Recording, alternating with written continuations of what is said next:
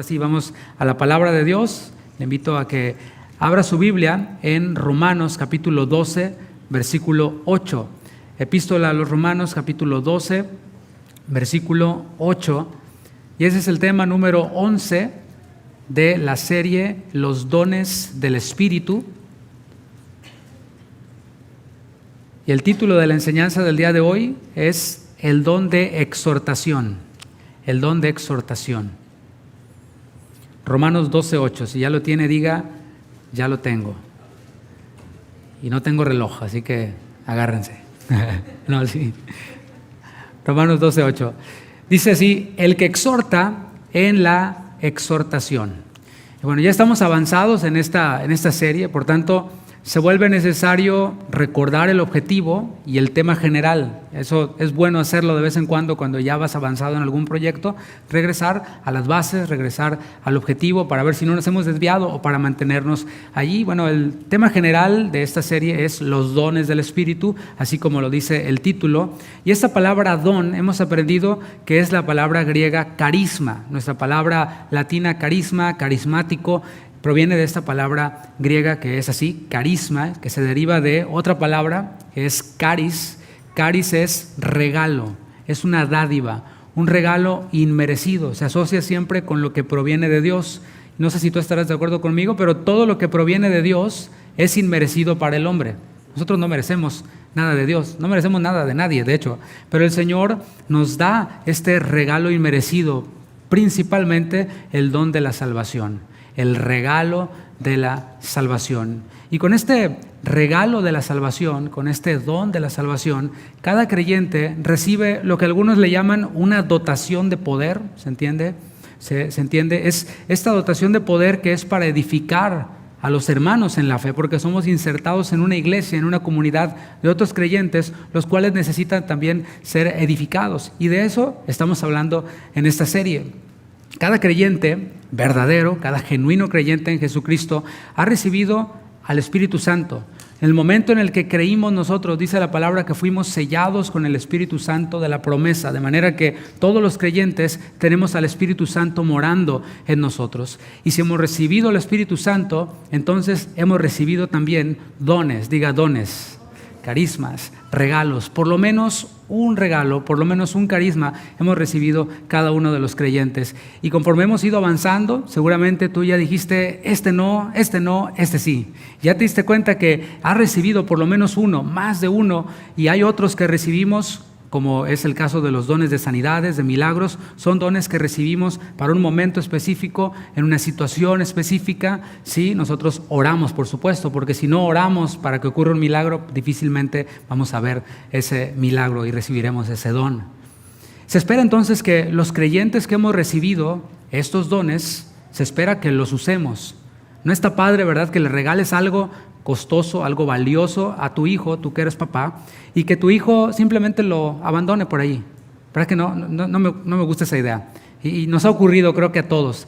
Y dices, wow, me costó caro ese regalo y no le hiciste caso. Bueno, lo mismo ocurre con Dios. Los dones que Él otorga a sus hijos, Él espera que los usemos, y no solo espera. Hemos visto que nos manda a que los usemos. Pablo decía, el que se cree profeta o espiritual reconozca que lo que hablo son mandamientos del Señor. Y estaba hablando de ¿qué? De usar los dones del Espíritu, de perseguir los dones, de anhelar los dones.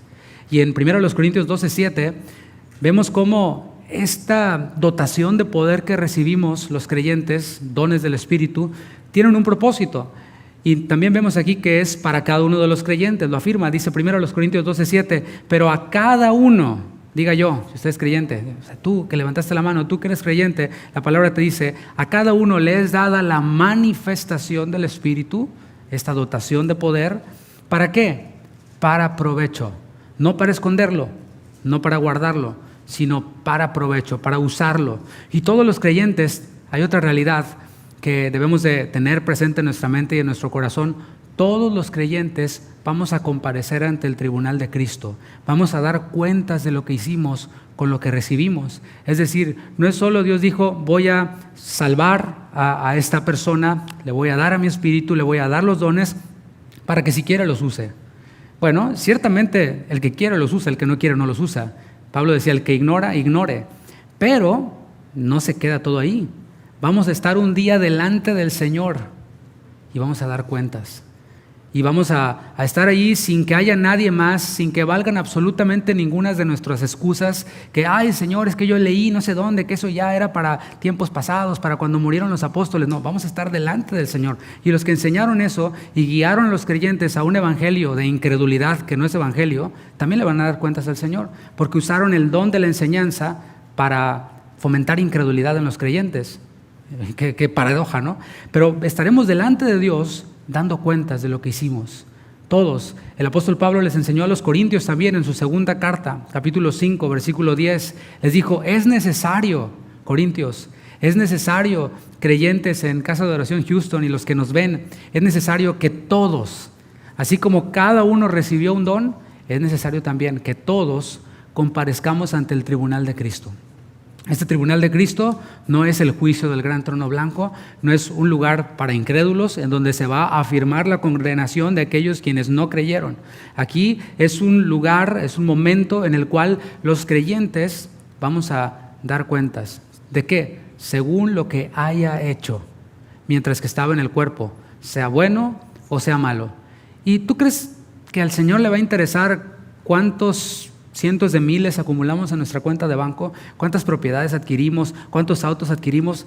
Eso para el Señor es irrelevante. Vamos a estar delante de Él dando cuentas de los dones que Él nos dio, de lo que hicimos en su reino. Todo aquello que nosotros hacemos que tiene que ver con este mundo, pues se necesita, ¿verdad? Es parte de, pero no lo es todo. Jesús dijo, trabajen por la comida que no perece. No se esfuercen tanto por la comida que perece, sino la que va a perseverar a vida eterna, y podamos así nosotros irnos moviendo y vamos a estar ahí delante de Él rindiendo cuentas, y no va a haber excusas delante de Dios, y recibiremos cada uno según lo que hayamos hecho, sea bueno o sea malo. Hoy vamos a hablar de uno de estos dones que recibimos, y es el don de exhortación. Antes de hablar del don, voy a hacer dos paradas. La primera parada va a ser para definir lo que es exhortación. Es importante que nos pongamos de acuerdo acerca de lo que estamos hablando para que no piense cada quien cualquier cosa. Primero, al hablar de exhortación, quiero empezar hablando de lo que no es exhortación. Exhortación no es una regañada de aquellas. Eso no es exhortación. Quizás lo primero que viene a tu mente es una mamá que le pone una regañada al hijo, que le dice hasta de lo que se va a morir, ¿verdad? Bueno, eso no es exhortación. Exhortación no es una lista de argumentos, o sea, te voy a leer la cartilla, una lista de acusaciones en contra de una persona para condenarla. Eso no es exhortación.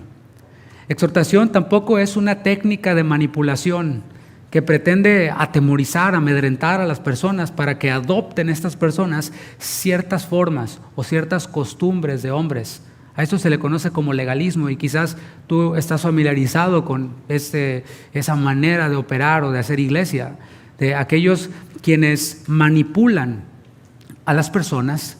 ¿Para qué? Para que adopten las ideas del que está hablando, para que adopten sus formas, sus costumbres, y que la mujer tiene que vestir de esta manera porque si no, no es mujer santa, y el hombre tiene que vestir de esta manera si no es mujer santo. Y ahí tienes al pastor hablando de la predicación de tendedero que se conoce, ¿no? Que si el pantalón, que si la blusa, que si el velo, que si esto y que si aquello, y les llaman predicadores de tendedero, ¿no? Porque se le pasan hablando de la ropa. Y es más bien amedrentar a las personas, y si usted se pone pantalón, hermana, se va a ir al infierno. Y entonces, ahí tanto el hermano, no, sí, qué exhortación nos dio el pastor, ¿verdad? Bueno, eso no es exhortación. Eso es manipulación que trata de atemorizar y amedrentar a las personas para que adopten esas cosas secundarias, esas cosas que realmente no tienen ningún efecto de santificación. La santificación viene de adentro hacia afuera. Ese es otro tema. El diccionario de la Real Academia Española define esta palabra exhortar, del latín exhortari, como incitar a alguien con palabras para que haga algo o para que deje de hacer algo. Eso es lo que dice el diccionario. Como exhortación lo define como alguien que con palabras incita a otro para que haga algo o para que deje de hacer algo. Y si te das cuenta, la definición es muy superficial. se parece mucho a lo que dije que no es, ¿verdad? Es muy parecido, pero estamos nosotros interpretando esta palabra a la luz de la Biblia. O sea, ¿qué es lo que dice la Biblia acerca de la exhortación antes de entrar a ver lo que es el don de exhortación?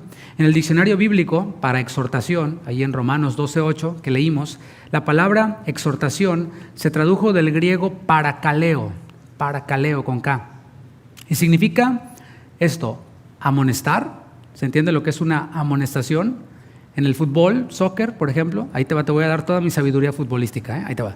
En el fútbol tienes el partido y hay un señor que yo he visto que anda de negro siempre, me imagino que le va a dar mucho calor, con shorts negro y blusa negra, y ese anda corriendo para todos lados, ¿no? Y también va para allá, pero anda viendo a todos, y cuando un jugador comete algún reglamento en contra de las violaciones o comete una violación, quiero decir, en contra del reglamento del fútbol, este árbitro lo que hace es que amonesta a ese jugador que violó el reglamento. A veces hace una amonestación verbal y le dice: hey, te estoy viendo, ten cuidado, no vuelvas a hacer eso. Cuando trasciende, lo que hace es sacar una tarjetita amarilla, ¿sí? Y ya lo está amonestando, ya es una amonestación más seria. Después, si persiste, saca una tarjeta roja, o a veces, depende qué tan fuerte sea la violación, saca una tarjeta roja y lo está expulsacionando, como se decía, ¿verdad? Por allá, lo está expulsando.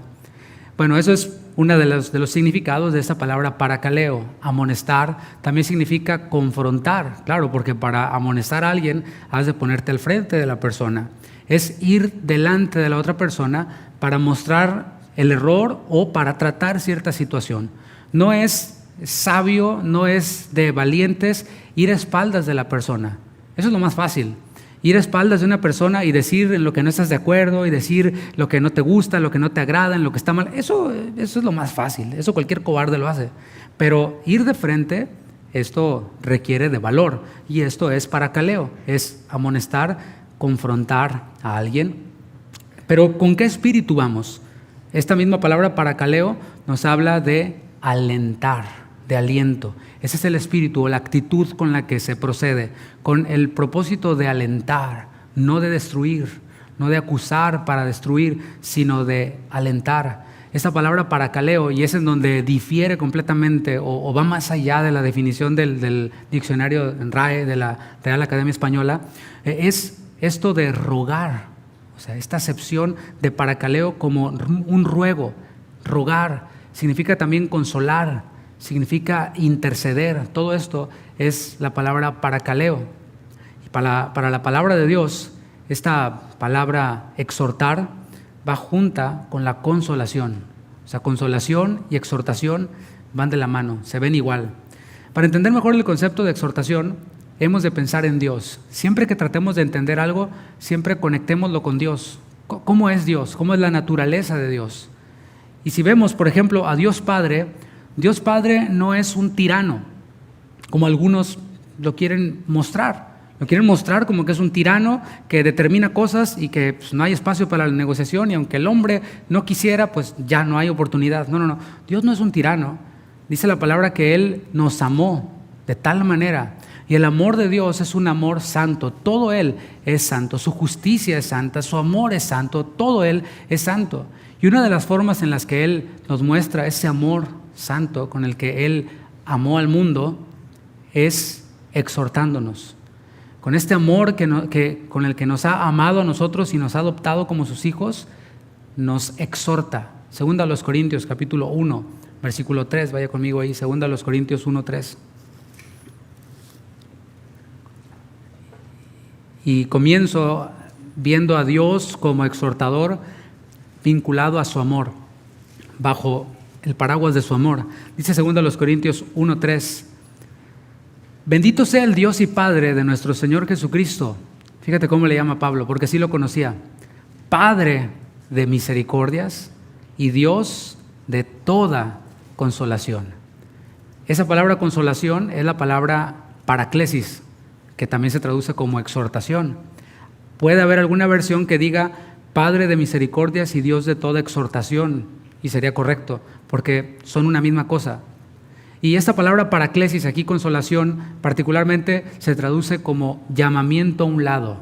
O sea, es aquel Padre de misericordias que nos llama a estar al lado de Él. Qué maravilloso cuadro, ¿no?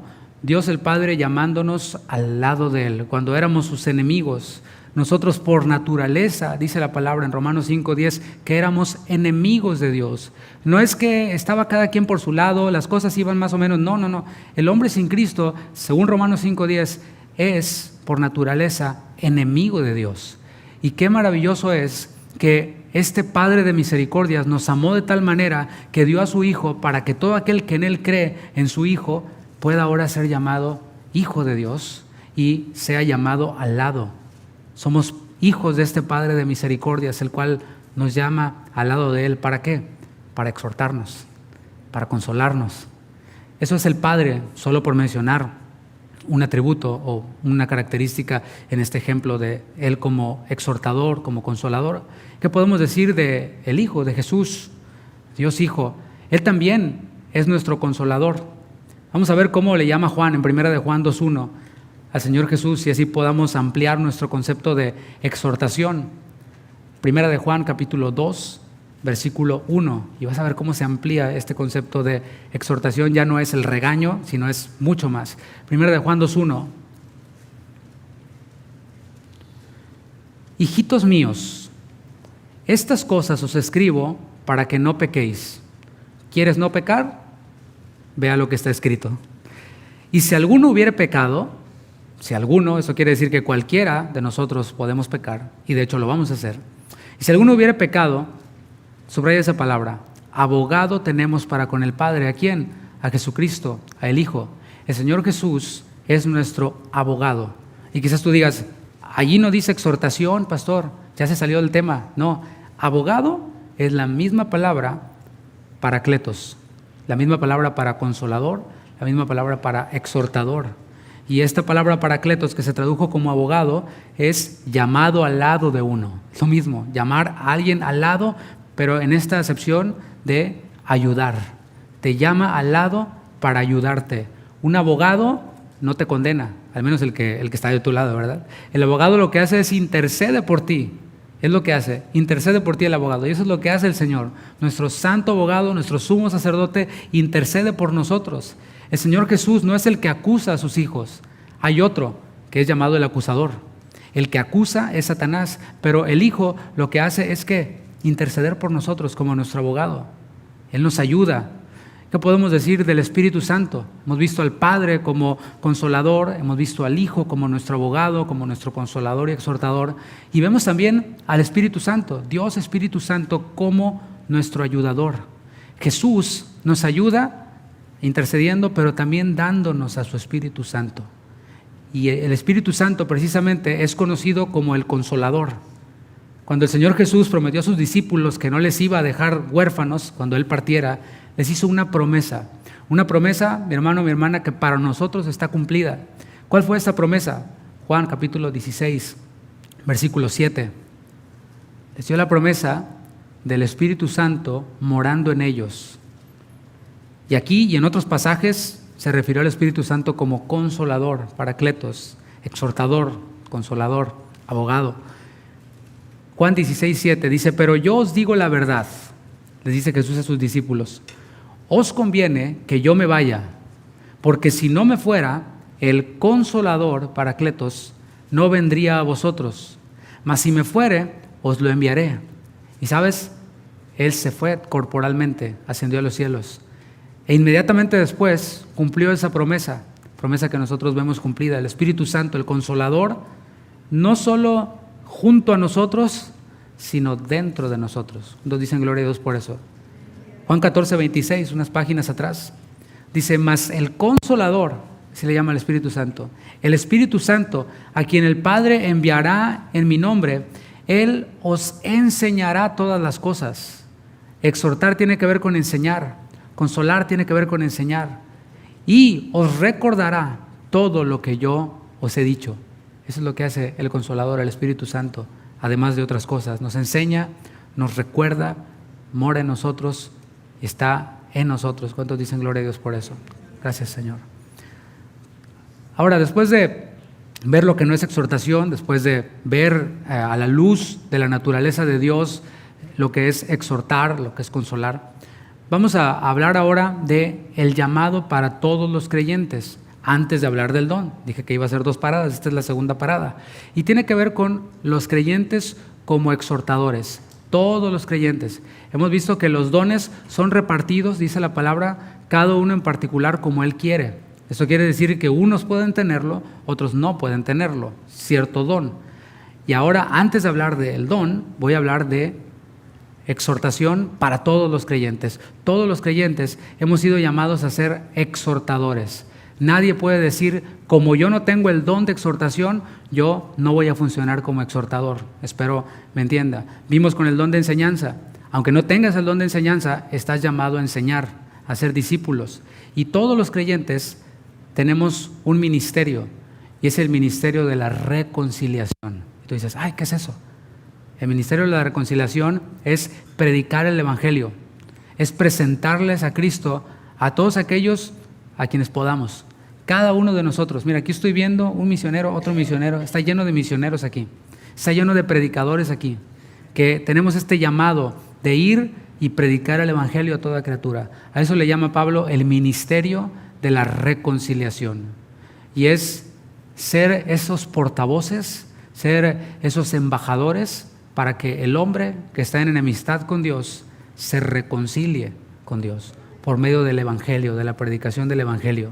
Y cuando nosotros predicamos el evangelio, hacemos un llamado al arrepentimiento. Es lo primero que se hace. O sea, predicar el evangelio no es, Cristo te ama, y tiene un plan maravilloso para tu vida. Qué bonito el que lo oye y dice, gracias, yo también tengo el mío. Padre, bien. Ya prediqué el evangelio. No, eso no es predicar el evangelio. Predicar el evangelio implica hacer un llamado al arrepentimiento. Y eso implica ponerte al lado de una persona y mostrarle que su manera de pensar acerca de Dios y acerca de sí mismo están equivocados. Porque todo mundo piensa, no, pues yo creo que entre Dios y yo está todo bien. Ni yo me meto con Él, ni Él se mete conmigo. Dice, no, pues todo bien. Bueno, hemos repetido a lo largo de esta enseñanza que el que no conoce a Cristo es enemigo de Dios. No es que está todo bien. Y tú le presentas esa realidad, te pones al lado para que esa persona cambie su manera de pensar. Eso es arrepentirse, cambie su manera de pensar en cuanto a Dios y en cuanto a sí mismo. ¿Qué piensa el hombre de sí mismo? No, yo no soy tan malo. Pues mira, ahí está Bin Laden, compárame con Bin Laden. No, soy una blanca palomita. Bueno, nosotros al mostrar, al glorificar a Dios, al mostrar a Cristo, estamos llamando al arrepentimiento a la persona acerca de sí mismo. Y le decimos, sí, al lado del Chapo eres buena persona, pero al lado de Cristo, comparado con Cristo, ¿cómo quedaste? No, pues sí, bien cacheteado, es cierto. Entonces le empiezas a mostrar esto y así la persona va cambiando su manera de pensar. Y allí estamos ya exhortando, ¿te fijas? Pero también cuando presentamos el evangelio, hemos de advertir las consecuencias de la incredulidad. Eso también implica o incluye la exhortación, hablar acerca de las consecuencias de las malas decisiones o de un estilo de vida, porque hay consecuencias. No es nada más, bueno, pues si no te arrepientes de tus pecados, pues te va a ir mal. Pues no es nada más eso. Estamos hablando de un impacto eterno. ¿Cuáles son las consecuencias de la incredulidad? Incredulidad es el pecado que lleva al hombre al infierno. Dice, ¿poco? ¿Sí? Yo pensé que era el alcoholismo, la drogadicción. Yo pensé que era, no sé, las apuestas. No. Eso no es lo que lleva al hombre al infierno. Lo que lleva al hombre al infierno, según la palabra, es la incredulidad en el Hijo de Dios. No se trata solo de dejar de hacer cosas, sino de creer. Y eso es lo que nosotros estamos haciendo cuando predicamos el evangelio. Advertimos acerca de las consecuencias de la incredulidad.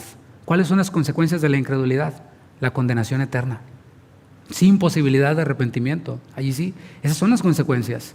Repito, lo que tiene que ver con ir al infierno, el pecado que te lleva al infierno no es vicios, pero sí cuando tú crees en Cristo, cuando tú te arrepientes de tus pecados, obviamente tu vida cambia. Y ya no es que dejo de hacer cosas para ser salvo, sino es que fui salvo y ahora tengo una nueva vida. Soy libre de la esclavitud del pecado. Y eso es lo que nosotros hablamos cuando predicamos el evangelio, cuando exhortamos a otros. ¿Cómo predicaba, por ejemplo, Juan el Bautista? Juan el Bautista predicaba en el desierto y dice Mateo 3:1. En aquellos días vino Juan el Bautista predicando en el desierto de Judea. Y así predicaba él. Así exhortaba a Juan el Bautista. y diciendo: arrepentíos, porque el reino de los cielos se ha acercado. Así es como predicaba él. O sea, no se trata de una exhortación agresiva o de un regaño, algo de, te voy a exhortar, arrepiéntete, ¿no? Aunque así pareciera con Juan. Pero podemos ver cómo Juan podía reconocer a quienes les estaba hablando. Porque vemos también que se acercaban fariseos a ser bautizados. Se ponían en la fila para que los bautizara Juan. Y Juan les decía: generación de víboras, ¿quién les enseñó a huir de la ira venidera? Ahí los estaba exhortando. Eso, órale. ¿Y no se parece eso al regaño de la mamá que le dice al hijo hasta de qué se va a morir? Sí, pero son dos audiencias diferentes. Aquí en Mateo 3:1 estaba predicando el evangelio, llamando al arrepentimiento a los que no tenían mucho que ver con el mundo religioso, a aquellos quienes eran desechados por la sociedad, a los de pueblo, a aquellos quienes no encajaban en los grandes círculos teológicos de aquel tiempo. Pero se colaron estos fariseos, quienes conocían las Escrituras y quienes nomás iban para hacer sus cosas, ¿no? Para estar criticando, así como lo hicieron con Jesús, para estar desacreditando, etcétera, como lo hicieron con Jesús. Entonces Juan los reconoce y dice: no es lo mismo enseñarle a un niño de 3 años que apenas va aprendiendo ciertas cosas, que enseñarle a un adolescente de 15 o 16 que ya ha aprendido, que ya le has enseñado cosas, pero que simplemente está decidido a no obedecer. Son dos escenarios y dos audiencias diferentes.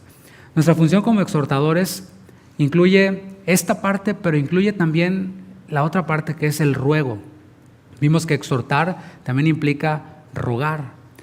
Nosotros, cuando predicamos el evangelio, además de llamar al arrepentimiento, advertir las consecuencias de la falta de arrepentimiento, también rogamos. Segunda a los Corintios 5:20 dice: así que somos embajadores en nombre de Cristo, está hablando de este ministerio de la reconciliación, como si Dios rogase por medio de nosotros, dice Pablo: os rogamos en nombre de Cristo, reconciliaos con Dios. Qué maravilloso, ¿no? Es un ruego, porque no quieres ver a la persona perderse. Si realmente viéramos a las personas que están alrededor de nosotros como almas que van al infierno, que es una realidad, haríamos este ruego. Predicaríamos principalmente, ¿no? Y predicaríamos rogando: te ruego, te lo ruego, reconcíliate con Dios, reconcíliate con Dios. Ahora, también todos los creyentes hemos sido llamados a la exhortación mutua. Voy a dejar por un lado esta exhortación que tenemos todos, o este llamado a la exhortación que tenemos todos de predicar el evangelio, a otra área que también es para todos, que tiene que ver con la exhortación mutua, empezando por la familia, por ejemplo, en la familia cristiana. En la familia cristiana, los padres exhortamos a nuestros hijos. Debemos de exhortarlos. No se trata de que, es que a mí me regañaron mucho, yo lo voy a dejar porque lo amo. No. Se espera que nosotros exhortemos a nuestros hijos, los que somos padres, en el sentido de amonestarlos, de mostrarles cuando están cometiendo una falta, así como en el fútbol, ¿no? Como el árbitro. Amonestarlos y decirles: hijo, te estás equivocando aquí, estás violando este principio acá, etcétera. Hemos también de advertirles sobre las consecuencias de sus malas decisiones. Y obviamente ellos van tomando decisiones conforme a su madurez y a su edad. No vayas a decir: no, es que no fui a la iglesia porque el junior no quiso venir. ¿Y cuántos años tiene el junior? 4. Ay, no me digas. ¿Sí? Porque no, hay quienes que los gobierna un niño de 4, adultos de 40 que los gobierna un niño de 3 o de 4. Pero nosotros hemos de advertirles, ya cuando son más adultos y toman decisiones, hemos de advertirles sobre las consecuencias de esas malas decisiones.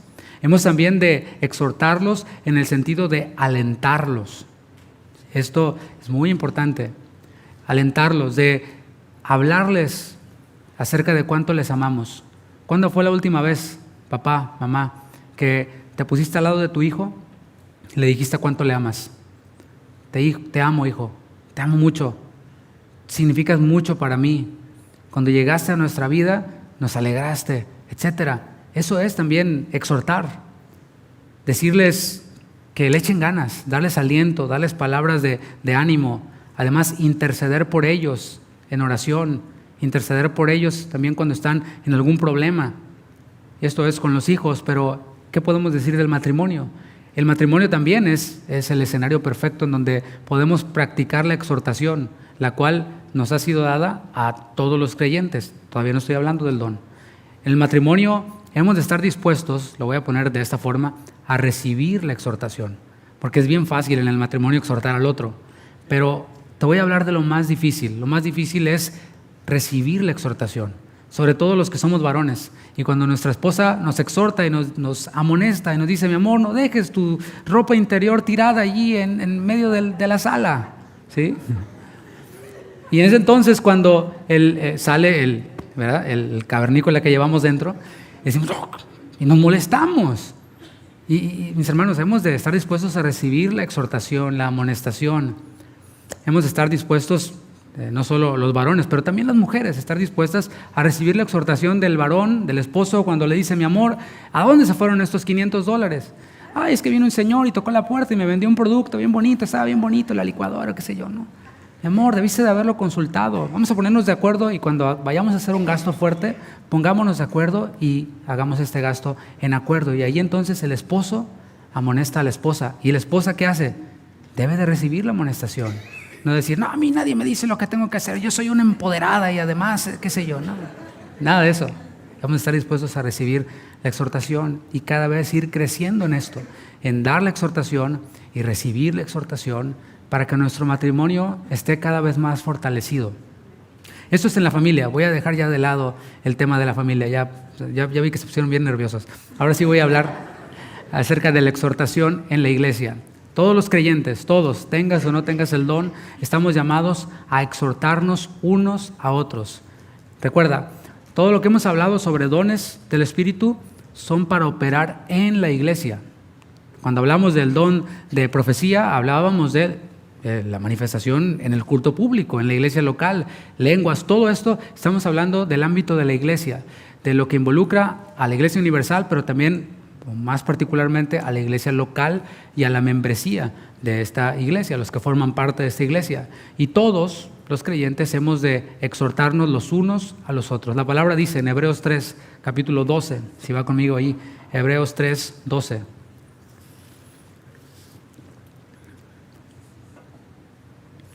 Mirad, hermanos, está hablándoles hermanos, que no haya en ninguno de vosotros corazón malo de incredulidad. Y esa es esa palabra que te dije hace rato.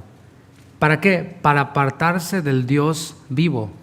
La incredulidad nos aparta de Dios. ¿Puede un creyente ser incrédulo? Sí, pues está hablando hermanos. ¿Puede un creyente ser incrédulo a tal grado de apartarse de Dios? Pues si no te gusta, reclámale al autor de los Hebreos o le arrancas allá la Biblia, ¿no? Antes, versículo 13, o sea, para que no haya corazón malo de incredulidad y se aparten de Dios, dice: exhortaos los unos a los otros. ¿Te fijas qué tan importante es, qué tan crucial es el exhortarnos unos a otros? Que la falta de exhortación puede provocar la incredulidad, el corazón endurecido y la apostasía de otros creyentes. Es lo que vemos aquí.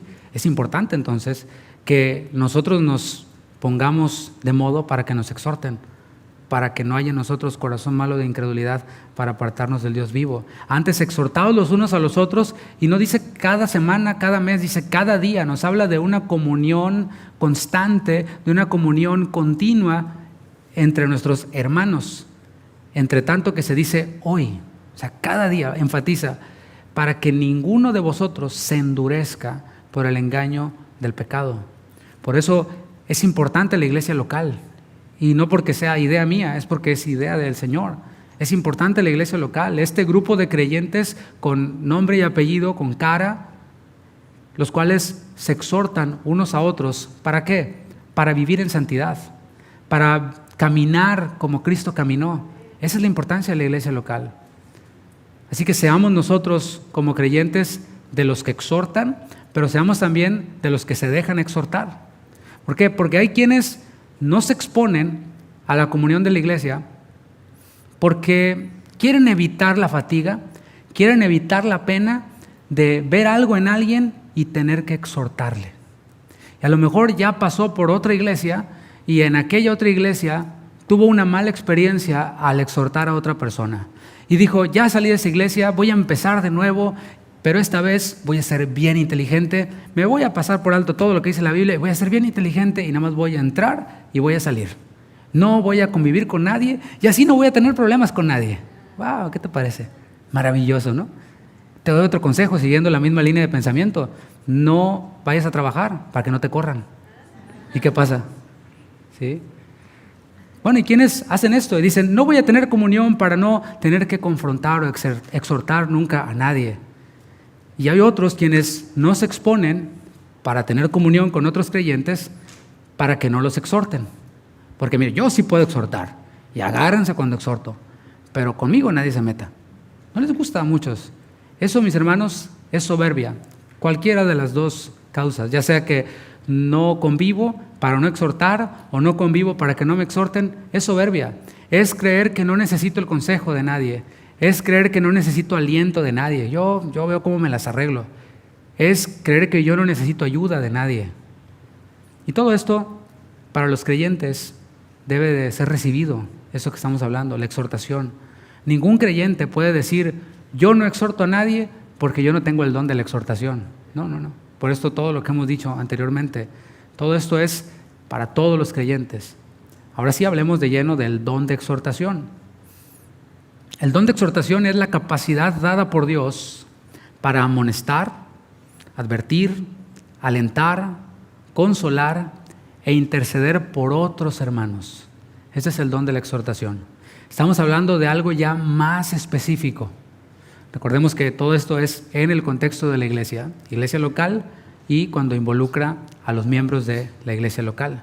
Quizás tú que ya tienes tiempo en la congregación y que eres de los que conviven, quizás ya identificaste a alguien que tiene este don, alguien quien alienta en el Señor a otros y que incluso les puede mostrar sus errores, pero hacerlo con gracia, con una gracia especial, sin que salgan chispas, sin que salga humo. Tal vez eres tú quien está aquí. Dices, yo soy. El que recibe este don funciona en armonía. Recuerda que los dones, Pablo los ilustra con la analogía de un cuerpo. Y un cuerpo funciona todo en armonía, siguiendo lo que la cabeza dice, al menos un cuerpo sano. Porque un cuerpo que no está sano, pues anda todo desorientado, ¿no? No sigue las órdenes del cerebro, esas ya son enfermedades. Pero un cuerpo sano, un cuerpo saludable, obedece todo a las órdenes que le da la cabeza. Y este don, el don de la exhortación, funciona en armonía con lo que se enseña en la iglesia. Funciona en armonía con lo que otros miembros del cuerpo están haciendo. Por ejemplo, con lo que está enseñando el maestro, con lo que está profetizando el que tiene el don de profecía. El don de enseñanza no se opone a estos, no contradice a estos, sino que ¿qué? Funciona junto con ellos, funciona en armonía. Así que si alguien hace alguna exhortación, si alguien tiene el don de exhortación y hace alguna exhortación, una de las maneras en las que podemos darnos cuenta de que ese don está funcionando correctamente es porque no contradice la palabra de Dios. O sea, nunca alguien puede decir, yo te exhorto porque tengo el don de exhortación y la exhortación que te da no tiene nada que ver con la palabra. Eso es incorrecto. Siempre va a ir de acuerdo a lo que dice la palabra. Siempre va a ir de acuerdo con lo que se enseña de la palabra a la iglesia local. Siempre va a ir de acuerdo con lo que se está enseñando en los discipulados, la doctrina esencial. Si alguien contradice esto y dice estar usando el don de exhortación, entonces puede ser que no esté operando realmente por este don o que esté usando mal o abusando de este don. Hay personas a las que de manera natural se les da amonestar a alguien sin ser rudo. ¿Conoces a alguien así? No es rudo, sino que en buena onda va y amonesta a otra persona y dices, wow, qué padre, ¿no? O consuela o alienta a otros. Es como parte de su temperamento. Bueno, eso está bien. Incluso alguien que es de un temperamento así, que se le da como consolar, amonestar a otros de manera natural, no está descalificado como receptor de este don. Pero este don se nota más cuando tienes a alguien al que naturalmente no se le da. O sea, alguien de esas personas que son como rudas, ¿no? Como medio salvajes y así como de barrio, de pandilla, casi, ¿no? Y dices, no, esta persona no, lo pones a exhortar y no sé, va a ser muy grosero, va a ser muy, muy rudo. Pero allí se nota más, en personas así se nota más cuando reciben el don y naturalmente no eran así, pero al funcionar en este don pueden alentar, pueden consolar, pueden amonestar a las personas y lo hacen con éxito. Por eso dice el texto base en Romanos 12:8, el que exhorta en la exhortación. Está diciendo, el que exhorta, que exhorte con el poder que otorga el Espíritu, que otorgue con esa dotación de poder que otorga el Espíritu, no con sus fuerzas, no con su temperamento, no con lo que leyó en algún libro, sino que exhorte con el poder que el Espíritu otorga, con este don sobrenatural, con este don extraordinario. ¿Te fijas? Todos los dones son extraordinarios, sobre todo cuando los vemos en personas que naturalmente no tenían la capacidad. Y este don, así como los otros, funcionan, como dije, en unidad con los otros dones y tienen el mismo propósito todos juntos. Este don tiene el mismo propósito que los otros dones, que es ¿cuál? Edificar, diga edificar. Ese es el propósito. O sea, el propósito de la profecía no es profetizar, es edificar.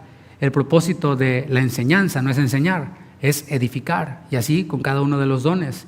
Y es allí cuando hablamos de hacer discípulos, de restaurar personas, vidas, es allí cuando podemos valorar la importancia del don de exhortación. Recuerda que el Señor nos dice en su palabra que los santos, los creyentes, estamos llamados a ser restaurados, a ser edificados. Y ahí necesitamos el don de la exhortación. Y para restaurar a alguien, primero hay que ponerse al lado de la otra persona. O sea, no puedes restaurar a alguien tú aquí y el otro allá. Y ni sabe el otro que lo está restaurando. No. Se necesita estar al lado de la otra persona. Para restaurar a alguien hay que mostrarle lo que está defectuoso, ¿sí? Y esto está complicado. O sea, cuando tú llevas algo a reparar o a ser restaurado, te dan un diagnóstico, ¿no? Y te dicen, su auto está fallando en esto, trae tales luces prendidas, tiene que comprar esas refacciones. ¿Verdad que no te ofendes? Es, ay, ¿cómo me dice eso de mi auto? Pues señor, su auto está dañado. Le tienes que mostrar a esa persona que viene a ser restaurada lo que está defectuoso. Si no se hace con el poder que da el Espíritu Santo, esto de mostrarle a la persona en lo que está defectuoso, la persona puede ser lastimada. Es la manera en la que nosotros lo hacemos. Por eso debe de ser con el poder del Espíritu. Para restaurar a alguien hay que advertirle sobre las consecuencias de su mala conducta. El señor ya dañó, o señora, ya dañó usted su auto porque se tiene que hacer el cambio de aceite. Ya se anda desvielando el auto, ¿sí? Y si usted no le hace el cambio de aceite, va a pasar esto. Está advirtiendo. Bueno, igual, hay que también advertir sobre las consecuencias de las malas conductas. Para restaurar a alguien, también hay que animar. Hay que decirle a la otra persona, tú puedes cambiar con la ayuda del Señor. Tú puedes. Si tú eres salvo, todo lo puedes en Cristo que te fortalece. Y ese todo lo puedo no está hablando de comprar cosas, de lograr metas terrenales. Está hablando de hacer todo aquello que el Señor nos manda a que hagamos. Si tú tienes al Espíritu Santo, no hay mandamiento imposible de cumplir de los que el Señor te ha dado en su palabra. ¿Por qué? Porque todo lo puedo en Cristo que me fortalece. Y ahí yo ahora te estoy animando, pero así mismo tú puedes animar a otros, exhortar a otros. Si es que tienes el don, puedes hacerlo también y decirle, hermano, puedes cambiar con la ayuda del Señor. Es que soy nuevo, es que todavía batallo. Mira, yo también pasé por ahí. Y el Señor también trató conmigo. Tú puedes, lo podemos en Cristo. Para restaurar a alguien también es necesario rogar. Rogarle a alguien cuando esté a punto de desistir. ¿Has conocido a alguien así? No, yo ya voy a tirar la toalla. Desde que estoy siguiendo a Cristo me va todo mal. Ya no tengo eso, no tengo aquello y pareciera como que todo me está yendo en contra. Bueno, es rogarle. No desistas, hermano. No desistas. Peleemos la batalla de la fe, la buena batalla de la fe. Y todo esto de restaurar en conjunto con el don de exhortación es imposible para el que se aísla del cuerpo. El que se aísla del cuerpo no puede ni disfrutar de esto, ni tampoco brindar esto a otros. Este don puede operar en la consejería. Quizás ya lo fuiste identificando y dices, ok, eso suena como a consejería, y sí lo es. Este don opera en la consejería, este don opera en el discipulado de uno a uno. Cuando alguien está predicando, al que le estás predicando o a los que les predicas de ahí, algunos se convierten y ahora hay que discipular a ese que se acaba de convertir, y ahí es en donde resulta útil este don. También en el liderazgo de algún ministerio, cuando tú estás dirigiendo, estás bajo, digamos que la responsabilidad de guiar a otros, de liderar a otros, bueno, allí también se vuelve útil ese don. ¿Por qué? Porque hay veces que los miembros del equipo que tú estás dirigiendo, hablando de la iglesia local, en algún ministerio, pues de pronto se aflojan y hay que darles sus animadas, ¿verdad? Animarlos para que sigan adelante, animarlos para que hagan lo que hacen y que lo hagan bien y que lo hagan con excelencia, para que lleguen puntuales, etc. El día de ayer tuvimos una reunión con los servidores de esta congregación y pues fue un evento para poder hablarles a ellos y exhortarles en este sentido, de animarlos, de consolarlos, de ponernos al lado de ellos, de agradecerles por su trabajo, pero también para apretar algunas tuercas que pues no estaban sueltas, pero por si acaso, ¿verdad? De vez en cuando hay que darle su apretadita. Y estábamos ahí y yo sabía que ellos iban a aguantar la exhortación, ¿verdad? Que nadie iba a pararse de ahí y iba a decir, oh, me voy de la iglesia, aquí no hay amor. No, ya los que están sirviendo pues ya son creyentes de más tiempo y más maduros. Así que este don se vuelve necesario ahí en ese formato y también en el pastorado. Debí de haber empezado por ahí quizás. Hay ciertos dones que se requieren para desarrollar el ministerio pastoral. Simplemente ¿por qué? Porque hay cosas que van implícitas en el ministerio. Por ejemplo, enseñar. O sea, gran parte del ministerio pastoral implica o tiene que ver con enseñar. O sea, si no tienes el don de enseñanza y dices que eres pastor, pues hay que asegurarse que lo tienes, que tienes el llamado a pastor, porque gran parte del tiempo el pastor la pasa enseñando. Así que necesitamos recibir el don de la enseñanza. Y el que ahora estamos viendo, el don de la exhortación, es necesario también, porque el pastor constantemente está exhortando. Vayamos a 2 de Timoteo capítulo 4, para que veamos a un pastor que estaba siendo exhortado, estaba siendo animado por su mentor, por el apóstol Pablo. 2 Timoteo capítulo 4, versículo 1.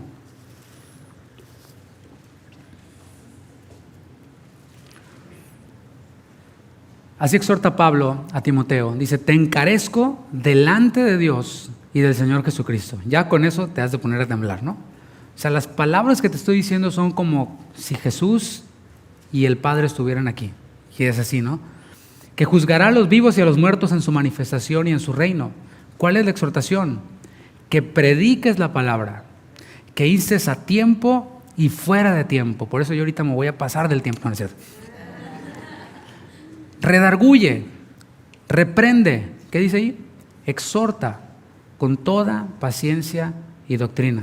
O sea, habló de la enseñanza, pero subrayamos la exhortación. La exhortación, pero va conectada ¿con qué? Con la paciencia. ¿Por qué? Porque los dones deben de usarse con el fruto del Espíritu. Por eso enseñamos toda una serie primero sobre el fruto del Espíritu. Si no hay fruto del Espíritu, los dones van a operar en la carne. Es decir, si tú no estás desarrollando el carácter de Cristo, el fruto del Espíritu, tienes dones de todas maneras. Y esos dones van a funcionar mal. Es lo que estaba ocurriendo en la iglesia en Corinto. Era un desastre. ¿Por qué? Porque estaban en la carnota, los niños en Cristo. Y aún así operaban en los dones. ¿Y qué es lo que causaban? Divisiones. Lo estamos viendo. Por esto le dice Pablo a Timoteo, exhorta pero con el carácter de Cristo. Se requiere paciencia para exhortar y para seguir exhortando. Se requiere paciencia para enseñar una y otra vez y luego ver que el mensaje no se entendió. Se requiere paciencia para exhortar una y otra vez y luego ver que al que exhortaste en vez de avanzar retrocede. Se requiere paciencia. También los dones deben de usarse con base en la palabra. Por eso dice con toda paciencia y doctrina. Esta palabra que es enseñanza. Y luego viene la advertencia, versículo 3. Porque vendrá tiempo cuando no sufrirán la sana doctrina. Y esa frase sana doctrina está de moda los últimos años, ¿no? Se ha puesto de moda. Nosotros somos de sana doctrina y ya con eso creen que ya están del otro lado. Pero luego te metes a oír la predicación de esos que dicen ser de sana doctrina y dices, ¿de dónde? ¿Sí? O sea, y muchos ya se van con eso. No, ya dice allí sana doctrina y ahí van. Y creen que están en la sana doctrina cuando no la están. Dice, vendrá tiempo cuando no sufrirán. Y esa palabra sufrir no habla de una carga, algo que te destruye. No. Sufrir aquí nos habla acerca de ese esfuerzo que haces cuando vas corriendo la carrera cristiana. La sana doctrina no es solamente una playera que nos ponemos que dice aquí soy de sana doctrina. No es solamente canales de YouTube que seguimos. No son solamente memes que compartimos en redes sociales con la imagen de un predicador y con una frasecita ahí abajo. Eso lo hace cualquier cotorro, repite lo que dice otra persona. No, la sana doctrina se sufre. La sana doctrina se vive. Dice, vendrá tiempo cuando no la van a sufrir. Nada más se van a poner la playera que dice sana doctrina. ¿Quiénes son esos? A los que no les gusta ser exhortados. A mí no me gusta que me exhorten. A mí me gusta ver en YouTube al predicador que dice que es de sana doctrina, que se la pasa tirándole a uno y tirándole a otro y desenmascarando a quién sabe quién. Hasta me pongo ahí, ¿no? Atento. Soy de sana doctrina. Eso es no sufrir la sana doctrina. Sí, sino que teniendo comezón de oír, ¿ves? Se amontonarán maestros que buscan a estos que no quieren sufrir la sana doctrina, conforme a sus propias concupiscencias. Concupiscencias son esos deseos que están listos. ¿Cuál es el deseo que está listo en el hombre? Ser famoso. Soy youtuber, soy famoso, tengo quién sabe cuántos seguidores, suscriptores, y mis videos tienen quién sabe cuántos views. Son estos deseos que tiene el hombre de fama y de lana, de fortuna. Porque claro, los videos, todos esos comercialitos que aparecen, pues lanita para un dinerito para el youtuber, el predicador de la sana doctrina. Aleluya. ¿Sí? Se amontonarán, hay por montones, maestros conforme a sus propias concupiscencias, y apartarán de la verdad del oído y se volverán a las fábulas. Es lo que te estoy diciendo. Dice que es de sana doctrina. Escucha la doctrina. ¿Qué está diciendo? No, que en tal país ya aprobaron quién sabe qué ley, y que tal artista se hizo pansexual, y que el presidente de no sé qué, de eso se la pasan hablando, pero nunca hay predicación del evangelio. Pero tú, versículo 5, sé sobrio en todo, le dice a Timoteo. O sea, no seas como esos, le dice Pablo a Timoteo. Exhorta, predica, y aunque sientan que les estás tirando pedradas, ¿sí? Exhorta y hazlo con toda paciencia y doctrina. Sé sobrio, soporta las aflicciones, haz obra de evangelista, cumple tu ministerio. ¿Cuál ministerio? Redarguye, reprende, exhorta con toda paciencia y doctrina. En lo personal, estábamos hablando de Pablo, hablándole a Timoteo, un joven pastor. En lo personal, yo he recibido este don, y no lo digo con jactancia, porque si lo recibí, pues no tengo nada de qué jactarme. No fue algo que yo compré porque me alcanzó para comprarlo, sino lo recibí de parte de Dios. ¿Por qué? Porque Él reparte a cada uno en particular como Él quiere. Entonces, yo he recibido este don y me doy cuenta de que es realmente un don porque es ajeno a mí. Porque yo naturalmente soy más salvaje, más cavernícola. Han habido ocasiones en las que parecería imposible que alguien fuera a cambiar su conducta cuando voy a hablar con la persona. Pero el Señor se ha valido de este don para que esa persona fuera movida en su interior, para que esa persona se arrepintiera. Cuando recién empezábamos en el ministerio, pues obviamente éramos más expuestos a situaciones en donde se necesitaba de este don, a diferencia de antes de ser pastores. Entonces recuerdo yo que mi esposa me decía, cuando salíamos de alguna reunión en donde se prestaban este tipo de situaciones o se daban estas situaciones, y mi esposa me decía, oye, te desconocí. ¿Por qué? No, es que esto era para que te hubieras puesto, pero... Y vi que hablaste con una calma, con una gracia, y la persona entró en razón. ¡Wow! Yo le decía, no le decía, ya sabes, aquí tienes al super ungido. No, le decía, pues fue el Señor. Fue el don de Dios operando, el energema de Dios para esta situación. Y yo mismo a veces estoy hablando y digo, ¿qué estoy diciendo? O sea, en el buen sentido, ¿no? Porque está el mal sentido también. ¿Qué estoy diciendo? Esto yo no lo traía preparado, no estaba en mi mente. Es más, yo llegué a ese lugar ni siquiera sabiendo qué iba a hacer. Y el Señor empieza a poner palabra y empieza a también ayudarnos a transmitir esta palabra. Esto, por supuesto, cuando estamos en comunión con Él. Y puedo ver cómo esas palabras salen con amor, pero con firmeza a la vez. ¿Me explico? Y son palabras que no proceden de uno. Vamos a ver en acción este don en un creyente. Vamos a Hechos capítulo 4, y así nos va a quedar todavía más claro de lo que es este don, cómo se ve este don funcionando. Dijimos que exhortación no es una regañada, no es una acusada para destrucción. Hemos visto cómo la naturaleza de Dios es exhortación también. Hemos visto también que todos los creyentes hemos sido llamados a exhortar, y ahora estamos viendo el don particularmente funcionando en la iglesia local. Aquí en Hechos 4:36 aparece un creyente llamado José, ese era su nombre, pero ellos eran buenos para poner apodos. Nomás que los apodos de ellos no eran el Orejas o el, no sé, es como ponen unos apodos. No, el apodo que le pusieron a José fue Bernabé. ¿Qué significa Bernabé? Bernabé significa hijo de consolación o hijo de exhortación. ¿Por qué le pusieron así? Bueno, porque era un creyente lleno del Espíritu Santo. ¿Cómo nos damos cuenta de eso? ¿Cómo se ve que alguien está lleno del Espíritu Santo? Bueno, una de las enseñanzas que nos da este creyente llamado Bernabé es que tenía amor por su iglesia, se interesaba por su iglesia. Hechos 4:36. Aquí lo vemos en su amor, operando en su amor o demostrando su amor para con la iglesia. Entonces José, a quienes los apóstoles pusieron por sobrenombre Bernabé, que traducido es hijo de consolación, levita, natural de Chipre, como tenía una heredad, una propiedad, la vendió y trajo el precio y lo puso a los pies de los apóstoles. La próxima semana hablaremos de el don que tiene que ver con dar, con repartir. Pero lo traigo ahora a nuestra memoria para que veamos cómo José o Bernabé era un miembro de su iglesia que se preocupaba por su iglesia, no era ajeno a la iglesia, sino que se preocupaba por ella. Hechos capítulo 9. Aquí está este mismo personaje. Y aquí está en el momento en el cual Saulo, el apóstol Pablo, se acababa de convertir. Y Saulo era perseguidor de la iglesia. Así que cuando se convirtió, ¿te imaginas? Llega Saulo a la iglesia, yo creo que salen todos corriendo, ¿no? Nos va a arrastrar, todos le tenían miedo. Y aquí aparece este hijo de consolación. Dice Hechos 9:26. Cuando llegó a Jerusalén, Saulo trataba de juntarse con los discípulos. ¿Ves? Esa necesidad de cuando nos convertimos, juntarnos con los discípulos, con otros creyentes. Dice, pero todos le tenían miedo, no creyendo que fuese discípulo. Entonces Bernabé, tomándole, y ahí está esta palabra que nos habla de traer y ponerle al lado, tomándole, lo trajo a los apóstoles y les contó, cómo Saulo había visto en el camino al Señor, el cual le había hablado, y cómo en Damasco había hablado valerosamente en el nombre de Jesús. Aquí vemos a Bernabé funcionando en este don de dos maneras. Primero, al interceder por Saulo ante los apóstoles.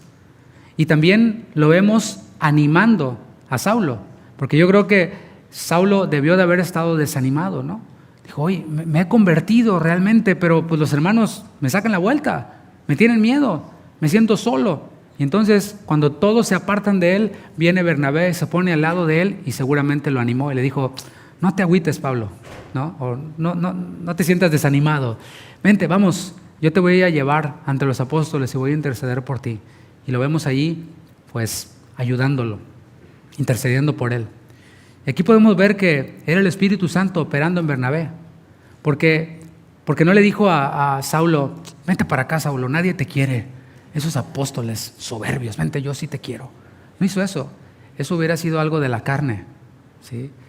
Al contrario, se acercó a Saulo, se aseguró de su conversión, porque para poderle decir a los apóstoles acerca del testimonio de Saulo, dice que les contó cómo Saulo vio al Señor en el camino a Damasco. O sea, se sentó con él, escuchó su testimonio, se aseguró de su conversión y intercedió por él ante los apóstoles.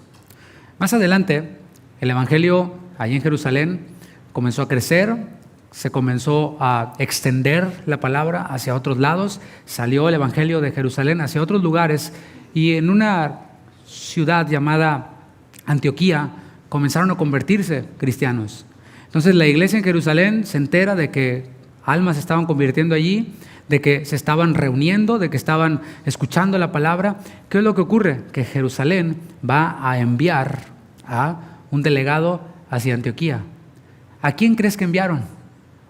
Pues no enviaron al chismoso de la iglesia, no enviaron al contencioso, no enviaron al grosero de la iglesia, no, enviaron al hijo de consolación. Hechos 11:22. Llegó la noticia de estas cosas a oídos de la iglesia que estaba en Jerusalén. ¿Qué cosas? Que en Antioquía había una comunidad de creyentes. Y enviaron a Bernabé, que fuese hasta Antioquía.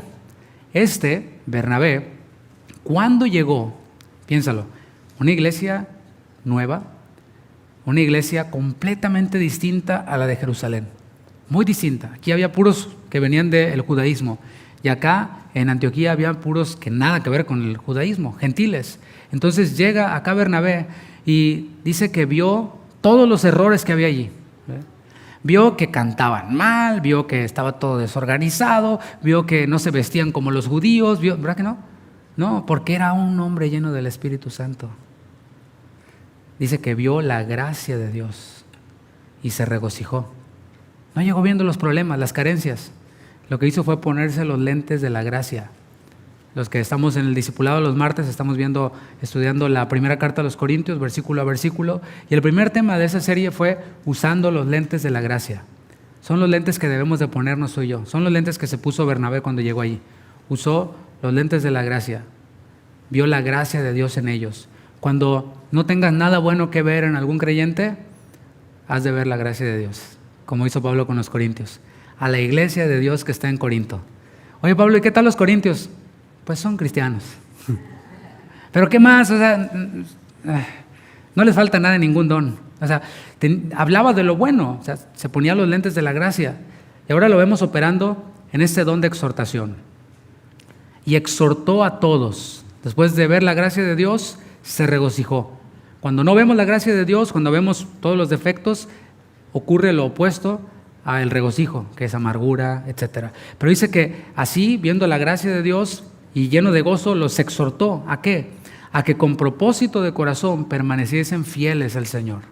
Él les dio palabras de ánimo a los creyentes. No les pegó una regañada, los animó. O sea, algo así como, van bien, hermanos, van bien, permanezcan así, sigan así, van bien, no desistan. Lucas, el autor de Hechos, en el versículo 24, describe el carácter de Bernabé. Dice, porque era varón bueno, lleno del Espíritu y de fe. Era un varón bueno, lleno del Espíritu Santo y de fe. Así es como describe el carácter. Si Lucas estuviera aquí entre nosotros, todavía escribiendo los Hechos, el capítulo 35, no sé en qué capítulo iríamos, si estuviera aquí y caminara contigo y conmigo todos los días al trabajo, a la escuela, aquí en la iglesia, y no solo mientras que oímos la predicación, porque cuando estamos oyendo la predicación, somos todos bien santitos, ¿no? Pero fuera, y que Lucas estuviera con nosotros y diga, voy a escribir capítulo 38, versículo 25, y voy a escribir acerca de tu nombre. ¿Diría algo así? Porque fulanito es varón bueno, lleno del Espíritu Santo y de fe. ¿O qué diría? Esa fue una exhortación. Sigamos leyendo para ver los resultados que trae la operación de este don de exhortación. Dice la última parte del versículo 24. Y una gran multitud fue agregada al Señor. Y entendemos que fue agregada a la iglesia, pero recordemos que la iglesia es del Señor. Fue esta gran multitud agregada al Señor. ¿A causa de qué? De esta exhortación. A causa de la participación de este varón bueno lleno del Espíritu Santo y del don de exhortación. Este y todos los dones son para eso, mi hermano, mi hermana. Para que las almas se entreguen a Cristo. Para eso.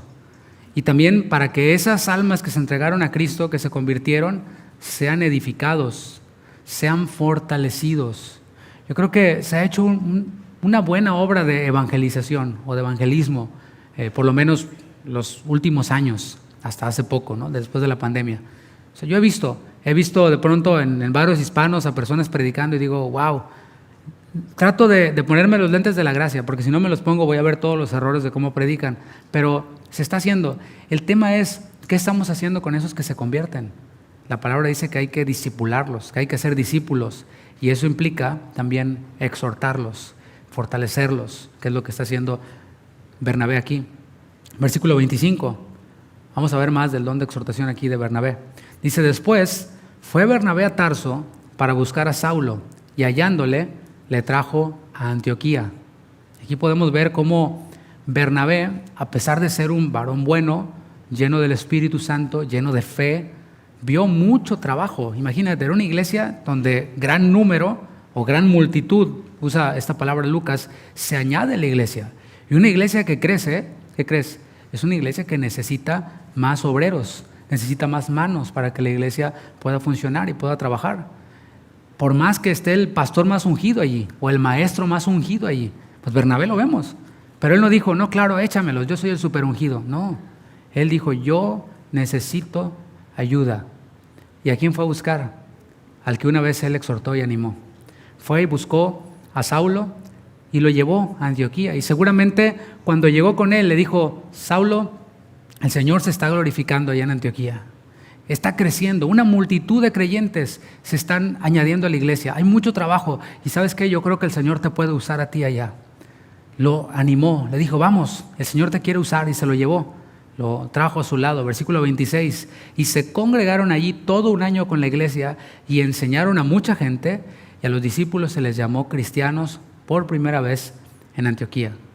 Aquí hay una palabra clave en el versículo 26, y es la palabra congregar. ¿Sí la ves? Y eso nos habla de estar reunidos. ¿Por qué? Porque este don, como los otros, se manifiesta en la convivencia con los hermanos, en la comunión con los hermanos, dentro y fuera de la iglesia. Que nuestro círculo cercano sean aquellos que forman parte de nuestra iglesia local. Allí están, aquí están a tu lado. Y la pregunta es, una vez que estamos ya conviviendo, que entendimos esto y dijimos: ok, ya está, no se trata solo de entrar y salir, sino de tener comunión, ya está. Ahora subamos un poquito el nivel y preguntémonos: ¿cómo son esas reuniones que tenemos cuando nos reunimos con hermanos de la iglesia? ¿Cómo es nuestra convivencia con otros hermanos? ¿Hay exhortación con la palabra de Dios? Nosotros seamos de los que propiciamos ese espacio para exhortar, para enseñar. Debemos de aprovechar bien el tiempo aún cuando nos reunimos, y relacionémonos también con los que son así como Bernabé. Yo quiero a un Bernabé, no a uno, a varios Bernabés en mi vida, y los tengo, a los cuales yo sé que puedo llamarles y ser transparente con ellos, ¿sí? Mostrarles mis debilidades, porque sé que ellos me van a exhortar, me van a animar, me van a equipar. No estoy hablando de buscar a alguien con el que soy transparente para que no me diga nada. No, usted ya sabe cómo soy, hermano. Y el otro no te dice nada. Bueno, es porque son iguales los dos, ¿sí? Ninguno se está ayudando para nada. No, estoy hablando de alguien a quien puedes abrirle tu corazón y decirle tus luchas y decirle: ¿sabes qué? Tengo este problema. O simplemente ser como eres, y allí va a entrar la exhortación y te van a decir: hermano, con todo respeto, esta conducta no es apropiada. O entre hermanas: hermana, con todo respeto, esta vestimenta suya no es apropiada. Y así es el asunto también. ¿O qué? Se quedaron viendo muy raros, ¿sí? Aquella que no quiere recibir la exhortación, ¿qué va a decir? Me tiene envidia, ¿sí? Me odia por ser bonita, ¿sí? Antes muerta que sencilla. Todos esos proverbios, ¿no?, que aparecen ahí, que muchos dicen. No, pero aquella que está llena del Espíritu, una mujer buena, llena del Espíritu y llena de fe, va a decir: gracias, hermana. No me había dado cuenta. Espero que ese es el caso, ¿no? No me había dado cuenta, pero gracias por la exhortación, lo voy a tomar en cuenta. De esas personas necesitamos en nuestra vida, si es que queremos ser mejores cristianos. ¿Alguien quiere ser mejor cristiano aquí? Bueno, relaciónate con Bernabé para que aprendamos y para que seamos alentados. Y dice allí en el texto que a los discípulos se les llamó cristianos por primera vez en Antioquía. Aunque no lo creas, los de afuera nos están viendo, y eso estaba ocurriendo allí. Les llamaron cristianos, pequeños cristos. Cuando nos reunimos con otros creyentes, debemos preguntarnos al final, ya cuando nos fuimos: ¿se pudiera decir que esta fue una reunión cristiana? ¿Esa fue una reunión cristiana? O sea, ¿alguien de afuera podría decir: ¿estos son cristianos realmente? El trabajo de enseñanza de Bernabé y de Saulo, combinado con el don de exhortación, alimentó el amor entre los creyentes, de tal manera que los de afuera vieron a Cristo en ellos. Por eso les llamaron cristianos, pequeños Cristo. Voy a mencionar un último ejemplo de Bernabé usando este don, el don de exhortación, o sea, poniéndose al lado de otro. Vamos a Hechos capítulo 15. Y aquí estamos yendo de manera rápida por el libro de los Hechos, viendo la vida de Bernabé. Y aquí ya Saulo o Pablo y Bernabé habían hecho un sólido equipo de misiones o de misioneros, habían ido a muchos lados, habían hecho mucho trabajo, y en un punto del ministerio, un joven llamado Juan Marcos los había acompañado. Este joven Juan Marcos, en un trayecto del viaje, dijo: ¿sabes qué? Yo me voy, yo mejor me regreso. Y bueno, esto pues no fue muy bien visto por el apóstol Pablo, que Juan Marcos abandonara el viaje. Ahora quiero aclarar, no es que Juan Marcos estuviera en pecado, no fue así.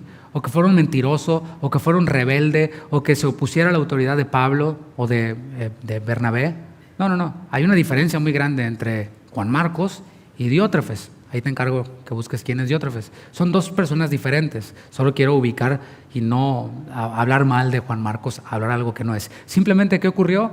Pues que no aguantó la carrilla, no aguantó el trabajo y se regresó.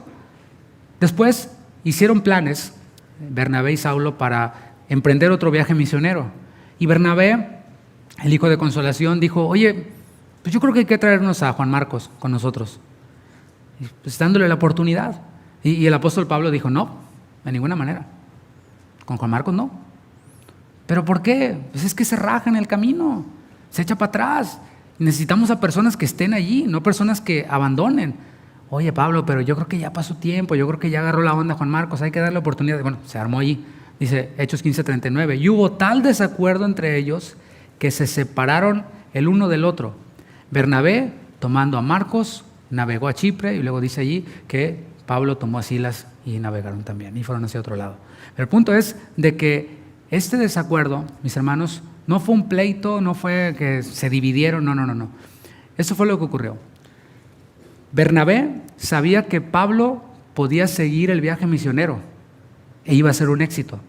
Sabía que Pablo iba a hacerse acompañar por alguien que pues iba a hacer un buen trabajo, el mismo que Bernabé, y este fue Silas.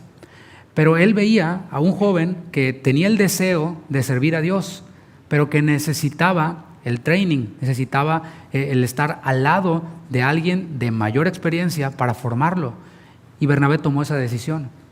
Tomó la decisión de renunciar a trabajar junto al apóstol Pablo, al gran apóstol Pablo, para rebajarse, por decirlo así, y entrenar a Juan Marcos. Estos misioneros, Pablo y Bernabé, pues no, los vemos que no pudieron ponerse de acuerdo, pero Bernabé decidió quedarse con el rechazado, entre comillas, ¿me explico? Y es obvio que ya yéndose Pablo con Silas, se quedó Bernabé con Juan Marcos, y yo, no sé, me lo imagino en el barco, de nuevo, en camino hacia su lugar de destino, a Chipre, y en el camino exhortándolo. Yo creo que empezó allí la lección de Bernabé con Juan Marcos. Juan Marcos, ¿ya viste? Pablo y yo nos separamos por tu culpa. Pero está bien. ¿Qué aprendemos, Juan Marcos? No, sí, ya aprendí que no me debo de rajar la próxima vez. ¿Sí, no? Así exhortándolo. Y pues no te sientas rechazado. O sea, Pablo no es que te está rechazando. Lo que pasa es que Pablo es un siervo que es celoso de lo que está haciendo y él no quiere tomar riesgos. Y yo estoy seguro de que Dios lo va a bendecir junto con Silas, pero qué bueno que estás aprendiendo. Guarda tu corazón, no te amargues contra Pablo. Yo creo que fue lo que hizo, ¿no? Si yo estuviera escribiendo un libro así, poético, o una serie de Netflix, le pondría así, ¿no? El asunto. Y quiero aclarar que estos dos grupos no quedaron divididos. ¿Por qué? Si vas conmigo primero a los Corintios 9, vemos a Pablo hablando de Bernabé. Y no habla mal de Bernabé. No. Se pone al mismo nivel que él. Primero a los Corintios 9:5. Aquí está hablando acerca de los derechos que un apóstol tiene, que un ministro de Dios tiene. Uno de ellos es dedicarse de lleno a la obra del Señor y sostener a su familia de la obra del Señor. Dice primero los Corintios 9:5, ¿no tenemos derecho de traer con nosotros una hermana por mujer, como también los otros apóstoles? Se está hablando Pablo, pero también Bernabé va incluido aquí. Dice versículo 6 de primero los Corintios 9, ¿o solo yo y Bernabé no tenemos derecho de no trabajar? Está diciendo, ¿qué pasó? ¿A poco nomás Bernabé y yo tenemos que estar trabajando en otras cosas para suplir nuestras necesidades? No. Y está poniéndose aquí junto con Bernabé. La exhortación de Bernabé a su sobrino Juan Marcos dio resultados, volviendo con ese escenario, ¿no? Estaba diciendo solo que Pablo nunca le guardó rencor, no hubo una división entre Pablo y Bernabé. Pero luego veamos qué fue lo que produjo esta decisión de Bernabé de dejar el ministerio exitoso de misiones que tenía con Pablo para quedarse con Juan Marcos. Bueno, la exhortación fue un éxito. ¿Por qué? Bueno, porque Bernabé tenía el don, pero también porque Juan Marcos recibió la exhortación, porque él también estuvo dispuesto. ¿Qué ocurrió? ¿Cómo vemos el resultado?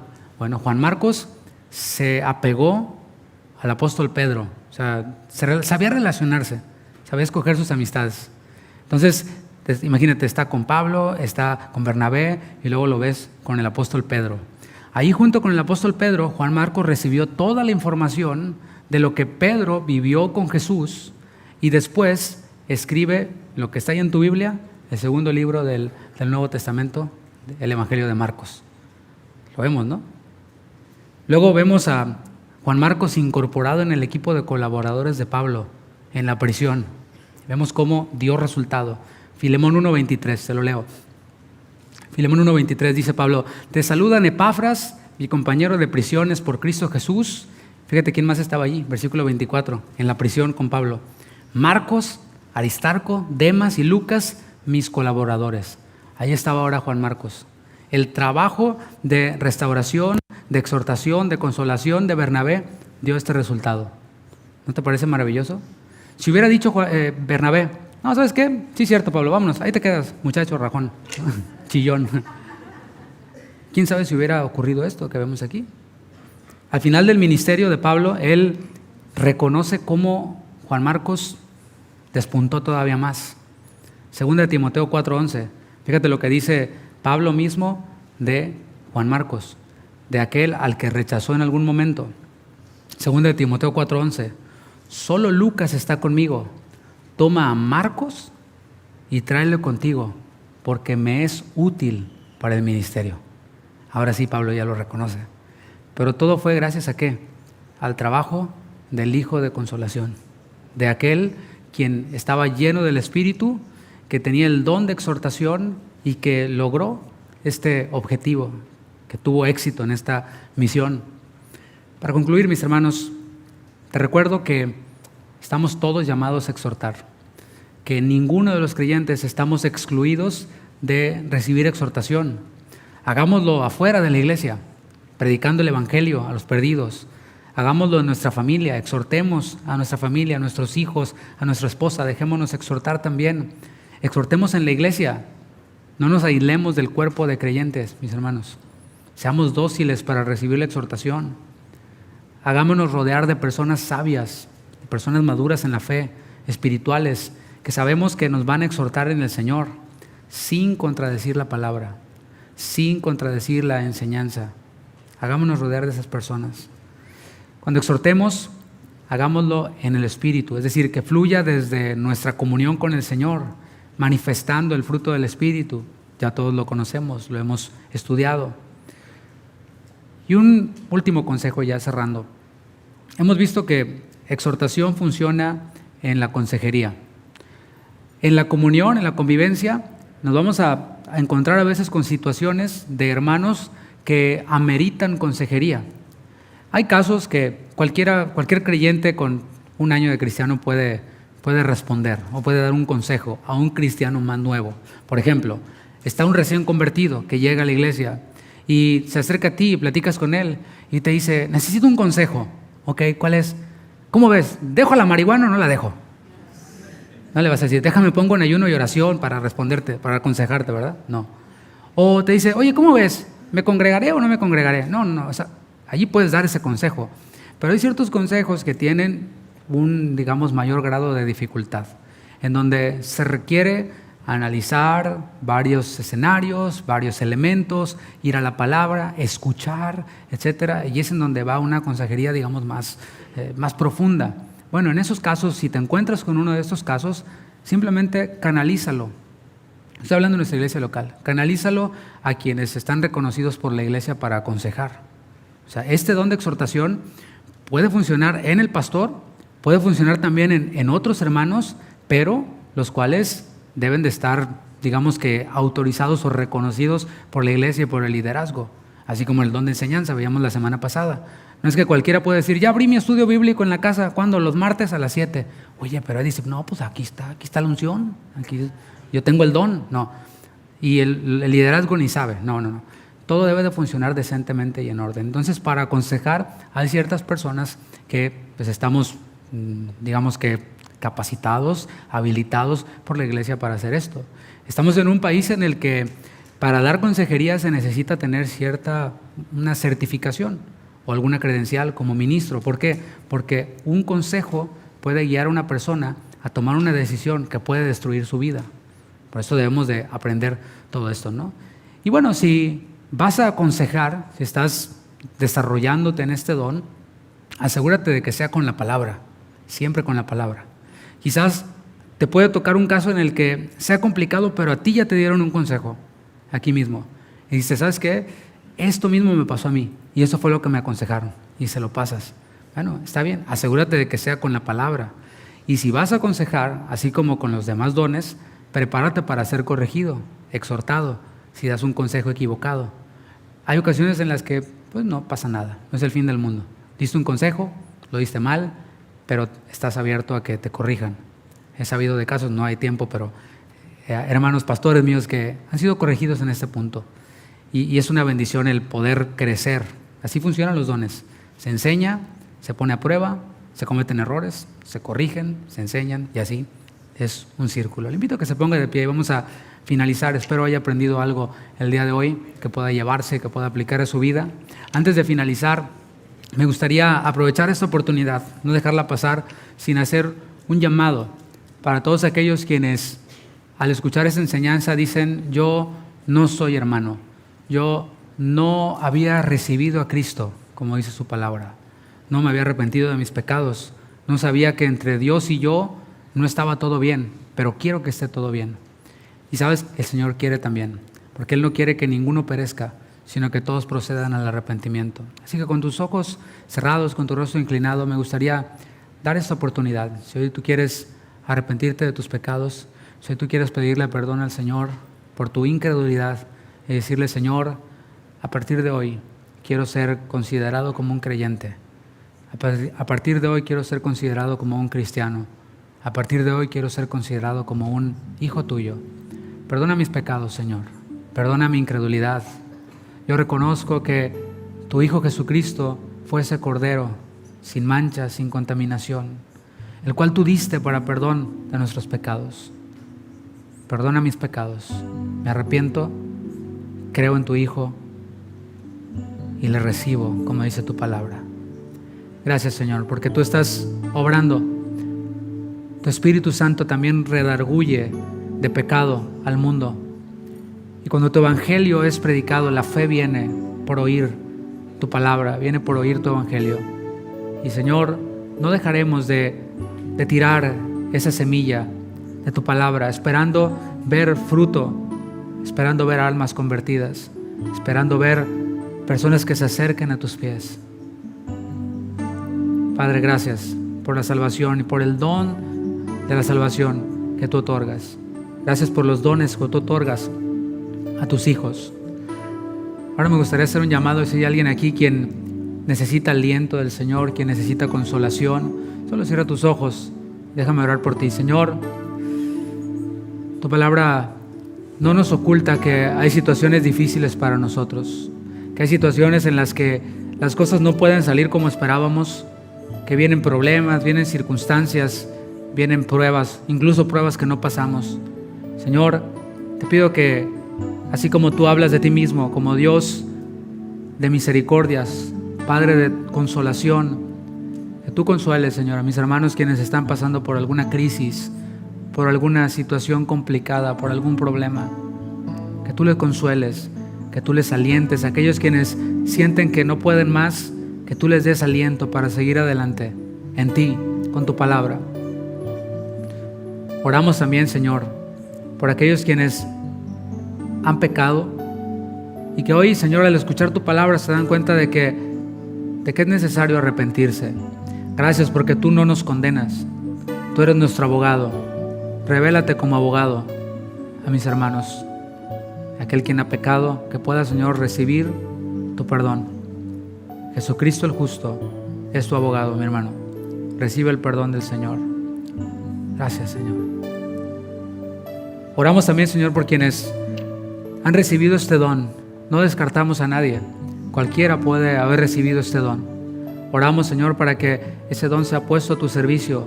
Oramos para nosotros poder equipar a otros para que funcionen en este o en otro don.